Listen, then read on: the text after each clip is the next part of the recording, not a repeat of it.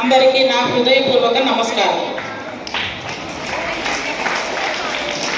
పాఠశాలలో August 15th కానీ జనవరి 26th కానీ లేదా నవంబర్ 14th కానీ పండుగ వాతావరణం ఉంటుంది. ఎందుకంటే అవి మనకు జాతీయ పండుగలు, పిల్లలకు సంబంధించిన పండుగ.